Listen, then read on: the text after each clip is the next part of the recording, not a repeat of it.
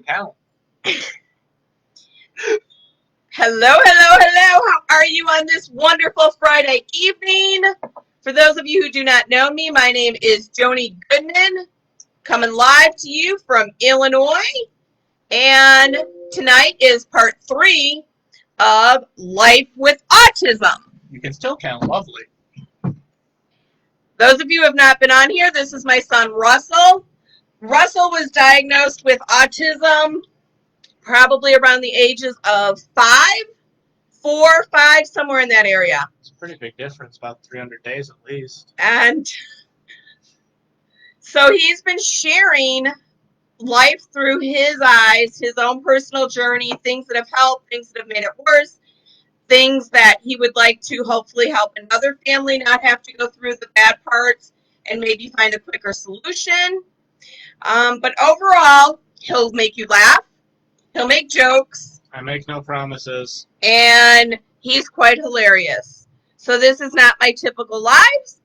This is a live to hopefully help you if you have a relative with autism, a family member with autism, or a friend with autism in their family. Of course this isn't your regular life. It's 3 times better because I'm here.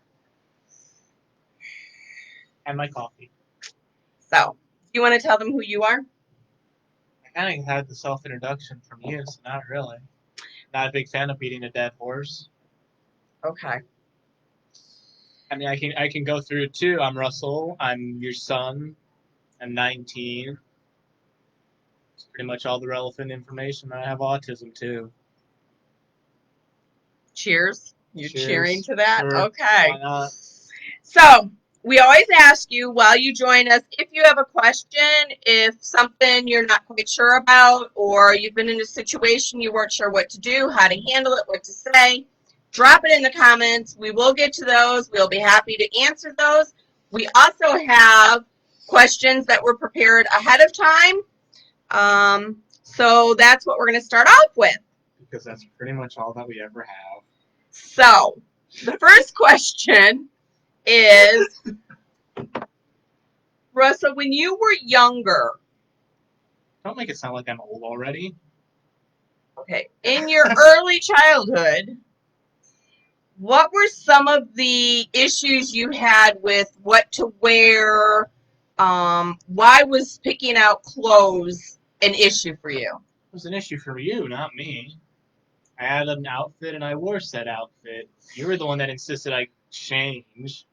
But what were some of the things that you could not wear, or if you were given them, you were very uncomfortable, and if we wanted to have a pleasant outing or a pleasant day, we made sure you changed? Ties. Ties are horrible. Whoever invented them is horrible. I still dislike them to this day. They are just choking. It just chokes you to look pretty. What about jeans? Jeans are just irritating because you can't move in them.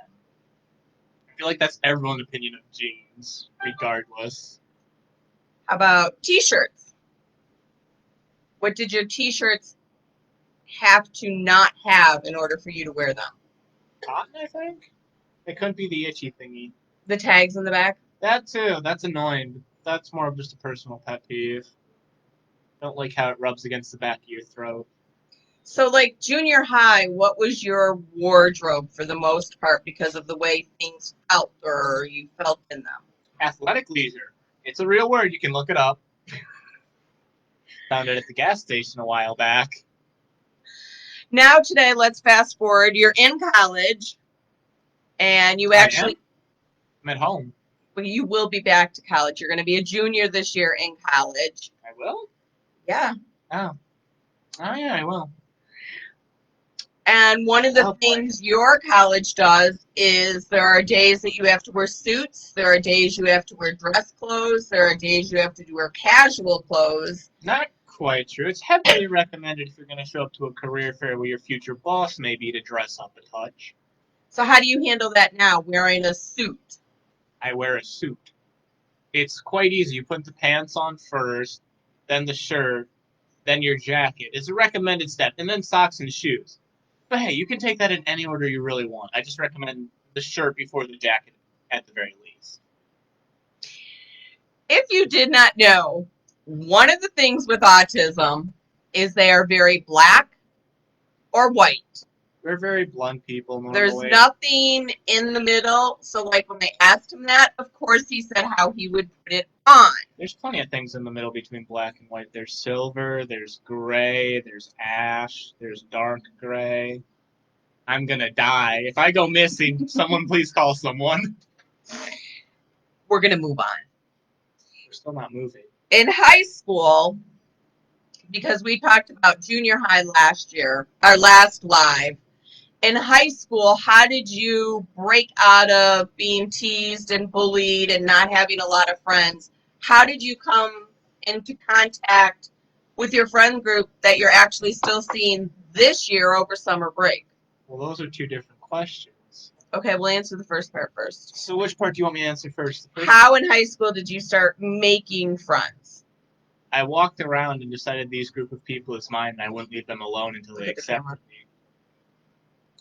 Okay, one, that's a bad joke. Don't do that. That's kind of unnerving other people, I've been told. I just kind of talk to a lot of people. I'm bad at social boundaries, so that nonsense about the jocks and the nerds and the preppies and all that fancy shebang which high school is all supposed to be about. I just talk to people. If I liked you, I talk to you. And I liked a lot of people, so I talked to a lot of people. Did anybody ever appear to be your friend, whereas you found out in the end they weren't your friend? Not really, no.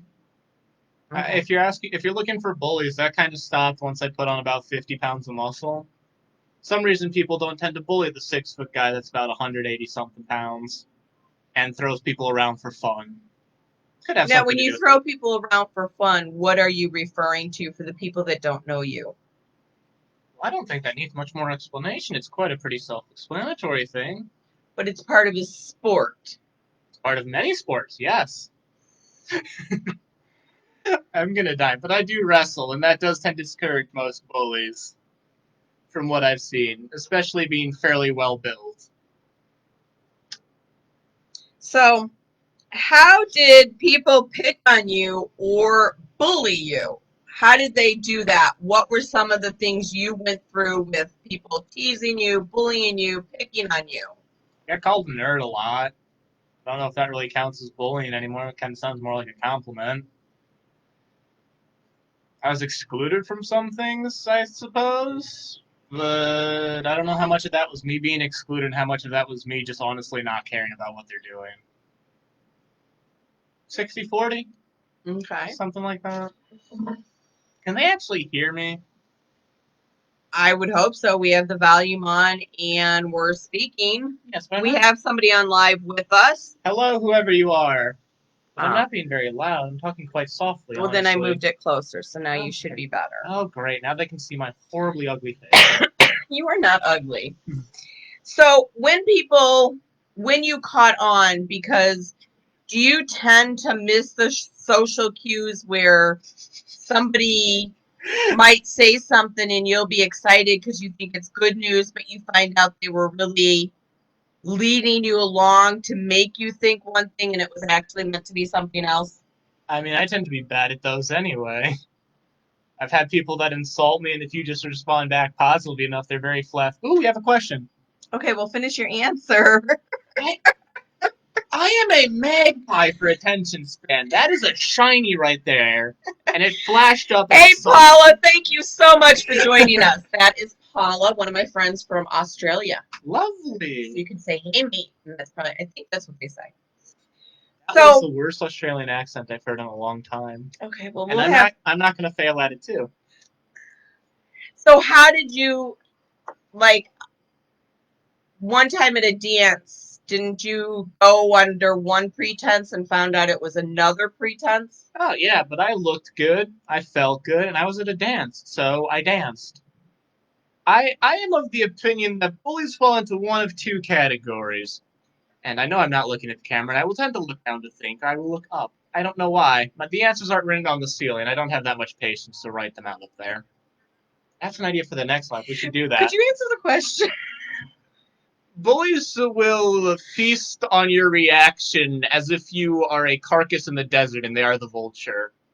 And they like seeing you have some type of reaction, and they get very startled when the reaction they're looking for doesn't show up, or it's the wrong reaction. And I think the best way to point this out would be when someone called me a nerd, and I, honest to God, just went, "Thank you so much."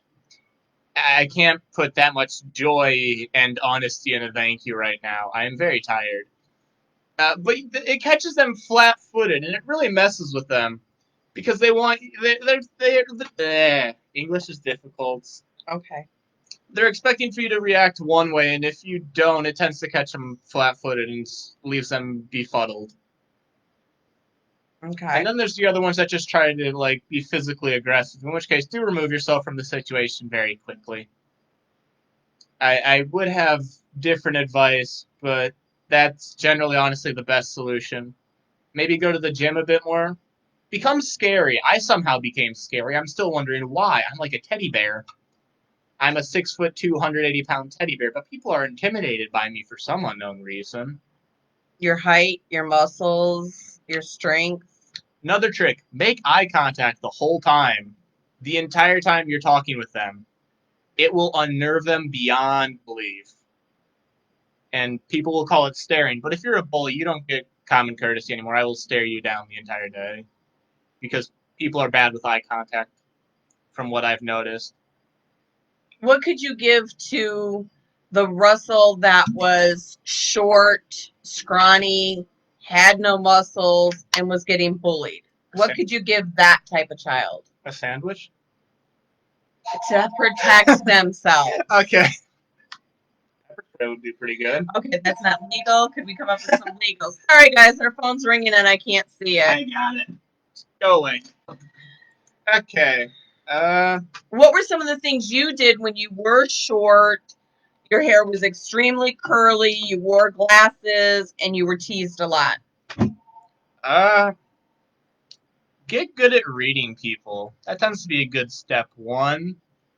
I'm trying to think of a nicer way to say it than what Dad said. I guess the best way would be like online bullies. That's different, but if the person's in front of you and they're definitely giving like online bully vibes, they're not going to throw a punch, so they're just going to try to throw words at you. And I have built an amazing skill that has been around humanity for centuries. It is called selective hearing. It's very good at ignoring things I don't want to hear. And bullies are very surprised when you just completely ignore their existence because honestly, they're just not worth your time. Bullies that get physical, bring it somewhere like really public where there's authority figures around and that you know that won't just kind of look the other way or start screaming. Bullies don't want a big confrontation. They want to more or less just beat you into the dust and move on quickly. That thing bullies are bad with tends to be confrontation. And as dirty as it sounds, stack, if you know you're going to get into a confrontation, stack it as far in your favor as you can.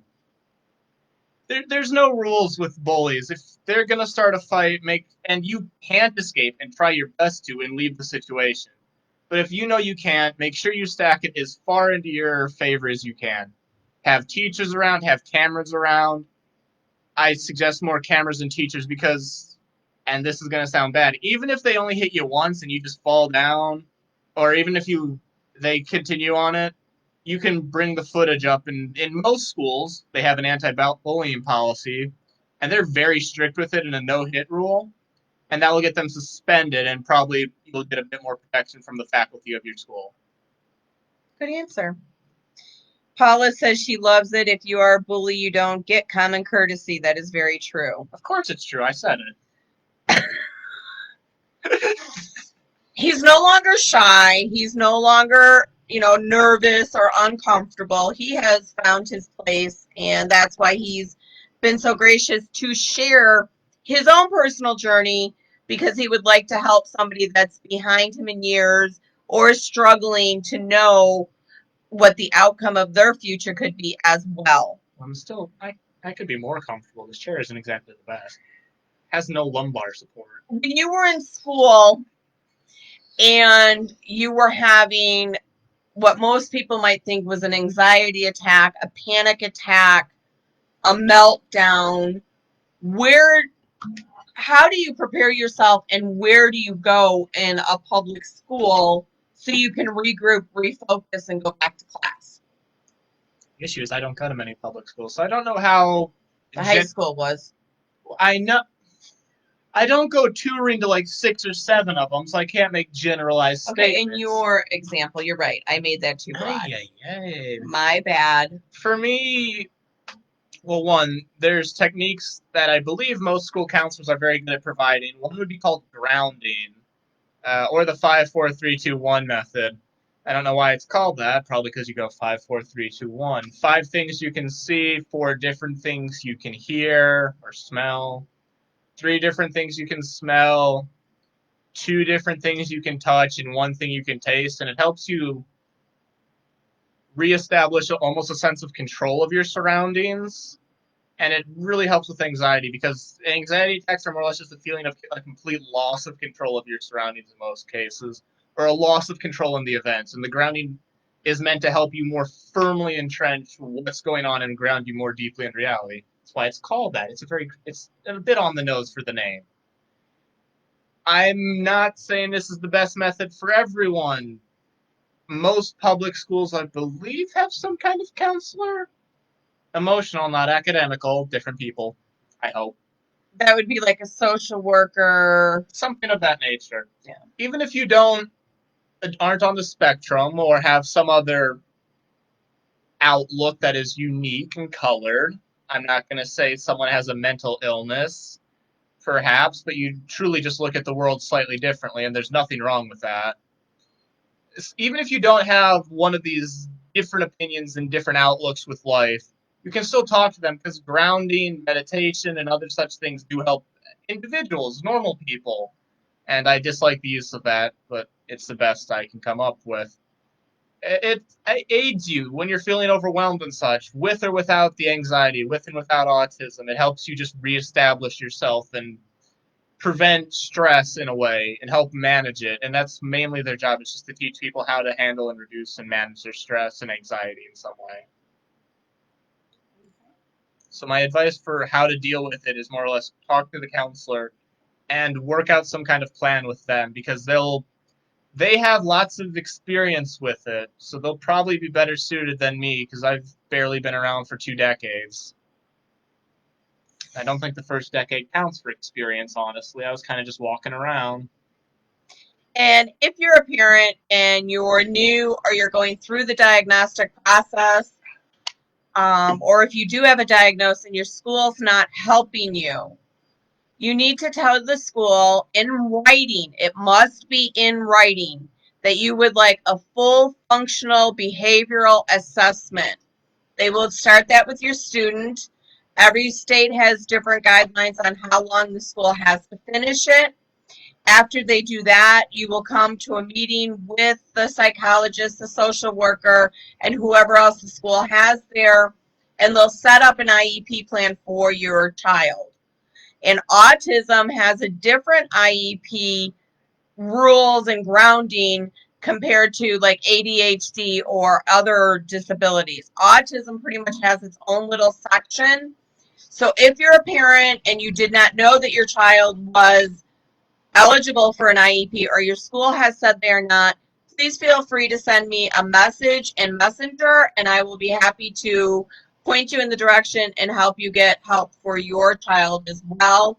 Because if I'm not mistaken, your IEP pretty much helped you. Yeah. How do you sit so still is my question. I don't have autism. I don't know. Seriously, how do you sit? Could you answer the question? How did your IEP help you? Let's say with high school tonight, in high school. Okay. It was really useful because it gave quiet places to test. It may not make sense for examinations, tests, the horrible thing on a Friday, whichever you want to call it. It gave me a quiet place to do it. And that is a godsend because if you haven't noticed, within the 3 lives I've been in, I have the attention span of a magpie. And so the people And I'm not sure if it's everyone, but your senses when you're trying to focus on something tend to almost heighten themselves to a strange degree. So I'll be sitting in the classroom and I'll be hearing the people around me just skirting their pencils onto the paper, and it will be the most distracting thing in the world. And of course, you will hear that one student who's anxiously breathing in the background. Just like that, I just stopped mid sentence because something popped up. I had the attention span of a magpie. Hi, Pam. Thank you so much for joining us. So no, the quiet testing space is a godsend. It's quiet. You're pretty much alone, and they make sure to space everyone away far enough away so that you don't hear everyone's pencils scratching on their paper and their breathing, and you can almost hear their thinking, for God's sake. So it allows you to actually focus on what the paper's saying and actually put effort into the exam. And then there are other instances where other clear-cut instructions can be given. This is especially helpful. I'm not saying it's not helpful other places, but especially useful in English courses or humanity courses or art courses. Dear God, this saved me in art multiple times. Because if someone just says, make a circle, okay, and normal people will look at it, and I can do it now. I will draw a circle. But the issue is, back then, you needed to give more information. I needed to know if you wanted just a circle or a radius. Does it have to be a specific size, a specific color, and a specific location? And, or if, one example, a question was like, draw a flower. It was an art course. And I had to go talk to the examiner after sitting there drawing and erasing various flowers because I had to ask them, is this supposed to be a tulip, a rose, an orchard, an iris, a tiger eye, something? I'm not sure if all those are flowers or a lily. And the teacher looked at me very confused and proceeded to go pause the test timer I had and actually call up the art teacher because just drawing a flower is not enough information for me to complete the task you're asking me for. I need the specifics. I did end up drawing a sunflower, by the way, in case anyone's interested. No cliffhangers here. But it's the specifics that can really get you. And with my IEP, I was allowed to request more information on an exam question. That should sum that up. Summed it up very well. I mean, it also gave me time and a half for the very reason of I did waste 20 minutes drawing various flowers on my page. But I think that's neither here nor there particularly. Now, in college, I know you don't have an IEP. I don't? What's it called then? It's called an SAS. No, that's the department. Oh, okay. So if somebody's entering college this year, their IEP needs to go to the SAS department, Or and their then equivalent. or whatever theirs is, and then they work with it. How did you get yours from high school to college? I picked my college. Pretty important step if you want to do this. I recommend a good one. Don't just pick the first one you see. But don't need to see 32 of them either. I think someone's still a bit disgruntled about that. Either way, if you do this before you graduate your senior year, you have a very special opportunity in your hands right now. Because you'll be able to send an email to the department, or anyone at your college, honestly. Someone will direct you. They tend to be fairly good at that. And if you talk with your current counselor, social worker, whatever name they have at your location, you can set up a meeting between the two. And what I've found out is most social workers are very good people and are amazing. And honestly, they are secretly angels that come down and fix many earthly problems that they shouldn't be bothered with. And you can set up a meeting, and that will make the transition infinitely smoother in most cases, simply because it's not you having to do some weird crab walking backflip through their protocol loops. It will literally be one social worker handing all the necessary information to another social worker who will then input it into your file. I don't know if that's the exact technicalities of what happened, It's pretty close. but don't be shy to drag. I don't say drag, that makes it sound a bit more aggressive than it needs to be. Don't be afraid to involve your current and future social worker. And if you are the parent, this is also not a bad idea to suggest and possibly encourage your child to do in some manner. Mainly because, again, personal experience may be clouding my judgment, so this is more me than autism in general. I don't trust super easily with authority figures to divest my emotional problems. That is largely because I was bullied, and showing emotional vulnerability to certain people is a very bad thing for me because it did burn me more than once. So having the current social worker and my future, I suppose, social worker, counselor, etc., meet and have that one meeting gave them almost a basis of trust, which would make no sense to the normal person because it would still be my first time meeting them. But it's the first time meeting them with someone that I trusted and really respected to make sure that I was emotionally safe and healthy throughout a long period of time.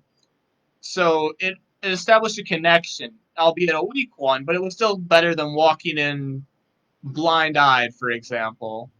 And it helped me be more open with them and bring my problems to them if I was struggling.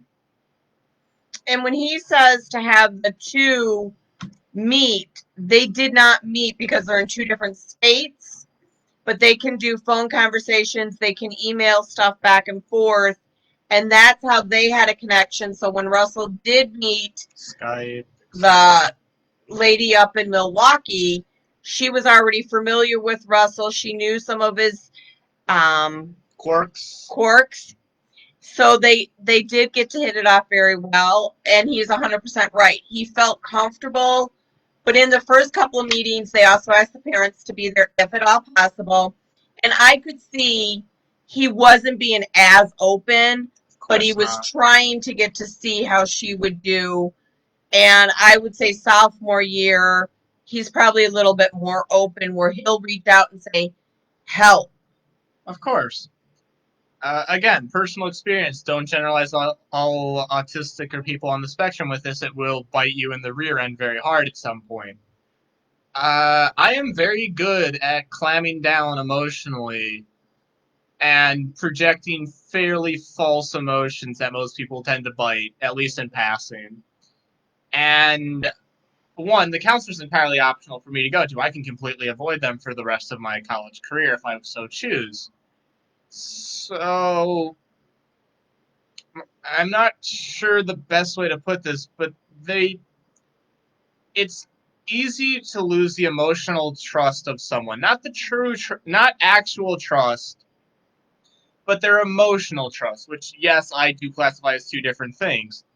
There are certain people that I would walk through the gates of, how do I say that without being censored by Facebook? Just say beep. Walk through the underworld with. It's a better way than just beeping. I'm not a robot or a toy. But there's no way I would ever have an emotional conversation with them. And then there's people that I would have an emotional conversation with, and I wouldn't turn my back to them. And those people tend to be very rare, and something tends to happen that breaks those relationships off. But you can have someone's trust and lose their emotional trust easily. It's not as impossible as people think, just like you can regain one without the other. I assume there's more questions. You don't tend to just stop the interrogation just now. I'm not interrogating. Again, if you have any questions, please drop them in the comments. We will be sure to look at those before we end the live. One of the questions that was asked is, what is the best advice you got from a teacher, a social worker, while you were in high school that you still carry around today?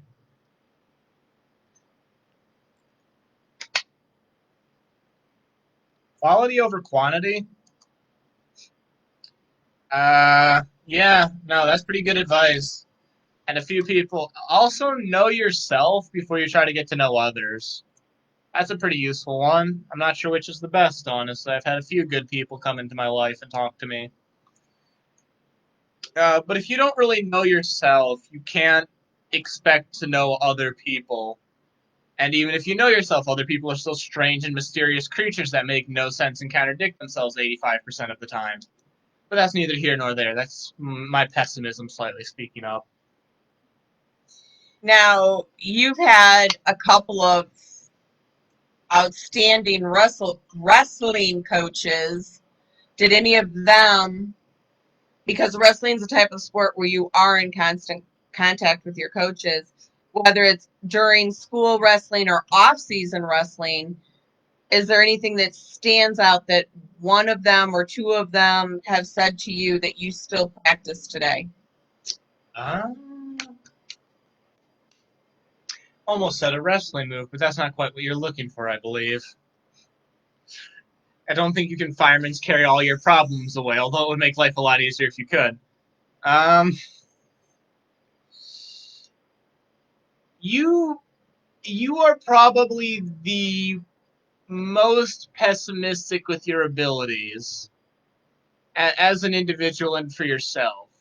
You will be if you're actually not a brag rat and you aren't egocentric to the point of danger, you will tend to underscore your own capacity for almost everything in any situation. My coaches may have kept it a bit more physical, though. Always said you have one more rep in you, you have one more sprint, you have one more, etc. Fill in the blank. And that's honestly true. You will think you are a lot more emotionally fragile than you truly are, and you will think you are all around worse than what you actually are. And that's not something you can truly change without gaining a ridiculous amount of confidence, and I've never seen someone truly pull it off and still remain a good person, which is the objective, the more important of the two. I personally do underestimate myself in a handful of scenarios, and it's always good to find someone who will be willing to push you. And the key to finding someone who will push you is not just someone who will scream at you or even just talk at you to go further and further. That person also has to be fully capable and fully willing to catch you when you inevitably fall. Because the issue with pushing is eventually you won't be able to go further, and you will fall. This isn't a theoretical situation. It will happen. If you are truly giving 100% and you've pushed everything you have, and even if you've worked a miracle for this short time and you got to 125, at some point, if you keep holding this, you will fall. And if no one catches you, you will almost never put that much effort into something again, because the one time you did, or the time you did, and you will remember falling and burning, and no one will be there to catch you.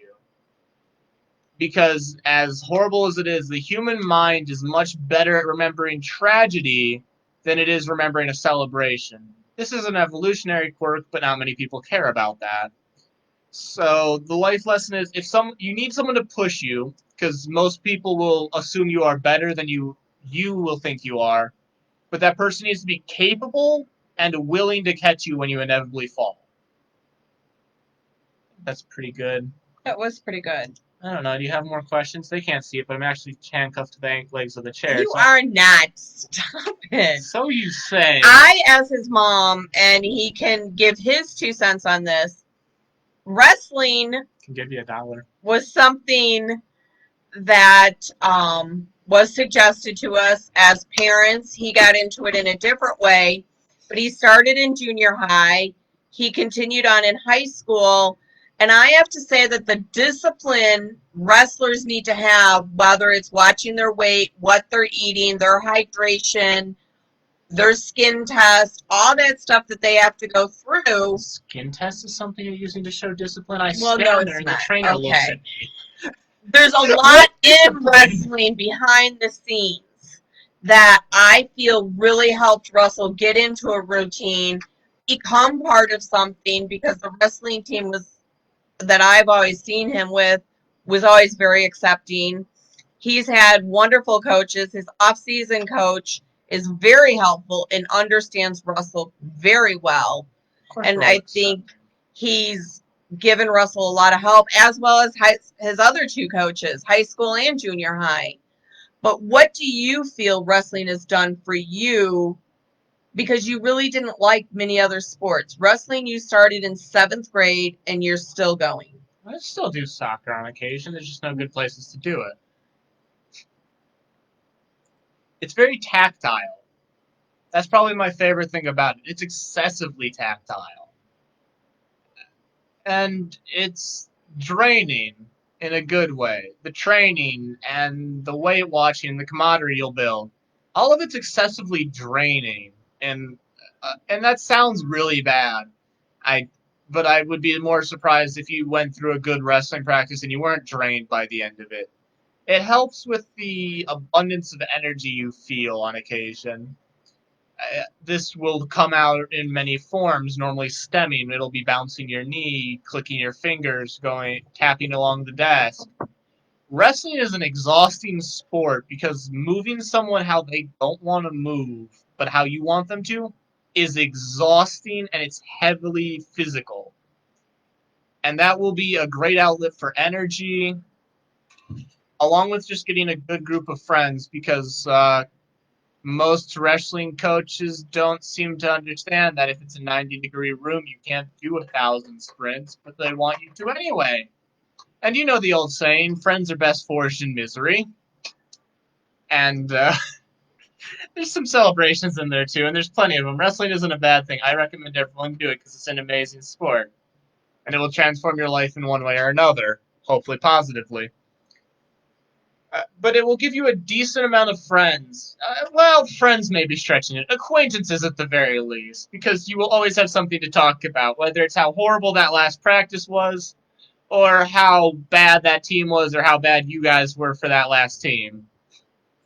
And it can build some interesting stories, and it's just a good outlet because it just gives you something to do, and that something is accessible. I say it again and again. It's draining. It's draining from extra energy. It's draining from stress and anxiety and nerves and uncertainty because there is no room for that when you've been running or lifting or moving someone for over an hour. You are too tired to think beyond that point. Your next thought is, I want a sandwich, or I got to put left leg in front of right leg to keep walking. You don't. It's a checkout time almost to an extent. It's a way to stop thinking about whatever you're doing and put everything else out of your mind. That fight you had with your friend, no issue. That test you completely flopped on, no issue. You can't think about that right now. You have too many. The task you have right now is too difficult to do to be thinking about other things than I want water and I need to keep moving. Because you will personally know if you've been pushing hard enough, and you will know it's been a good practice because you'll come out of it and feel very good and very sore and tired because it will be a very relaxing experience mentally because everything else will fall away and you will just be stuck on this one issue. Of course, I'm not saying wrestling will be the cure-all for everyone. There are people who can't do it for one reason or another. Then there's other sports, cross country, soccer, football. As much as I don't like it personally, basketball. Uh, I don't know. There's a few other pole vaulting, swimming, horse riding. I guess that's a bit of a fancier one. All of these just give you a way to check out and focus in on something that's not whatever's going wrong in your life right now. Same thing with working out if you don't want to do a sport. And you tend to be able to make friends at the gym too because there's only so many different ways to push a heavy thing up or down, or pull a heavy thing, or flip a tire, or flip the heavy thing.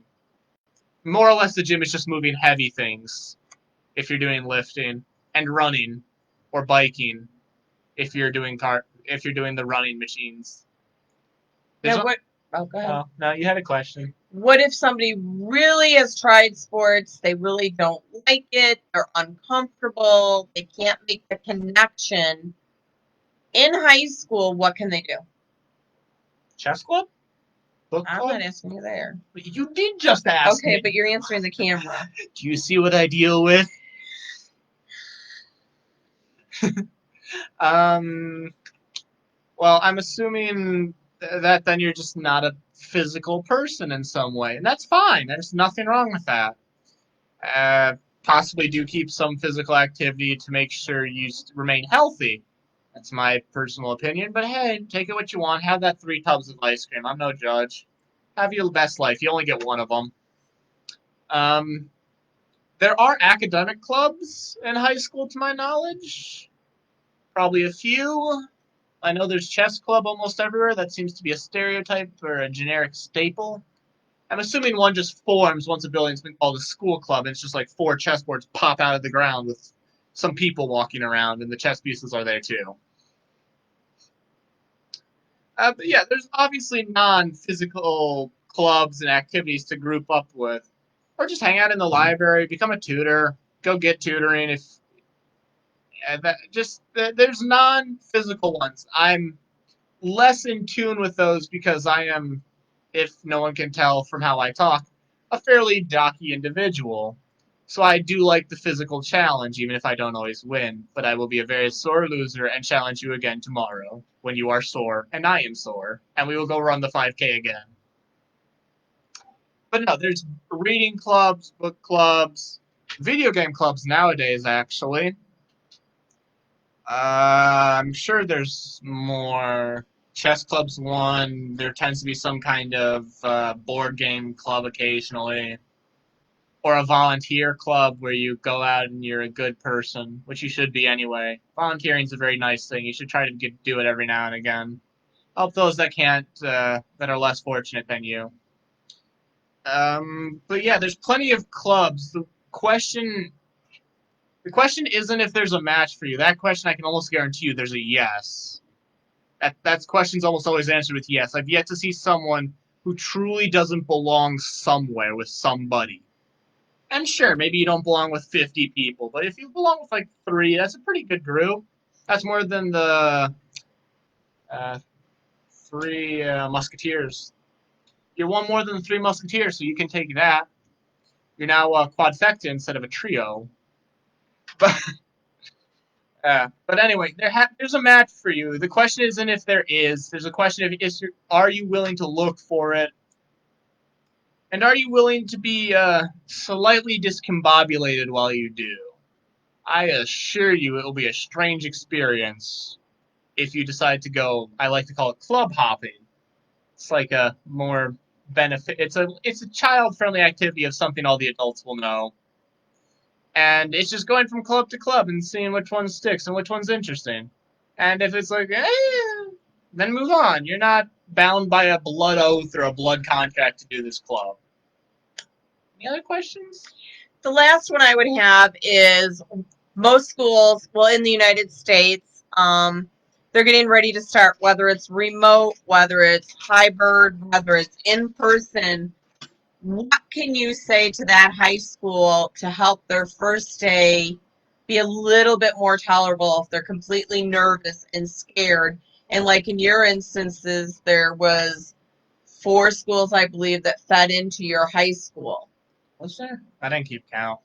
And that's the number of schools that feeds into my high school doesn't really affect anything, and it won't affect anything for you either. You have a class that will be about 30 people.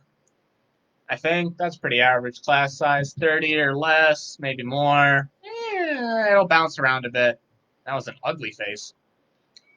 But I highly doubt you'll be shoved into a tiny room with 60 people, and the teacher will be like, "Well, deal with it," as you put your elbow in someone's stomach because you're too close.